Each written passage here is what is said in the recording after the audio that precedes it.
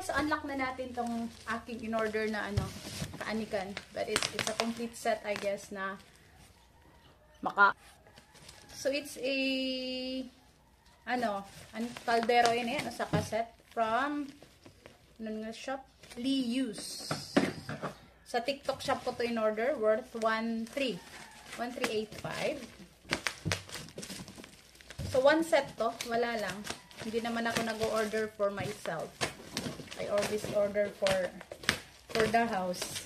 Diba? Saka minsan lang din ako mag-order. Wala lang. Para sige, order. Diba? Reuse. Oh, I hope may ano to.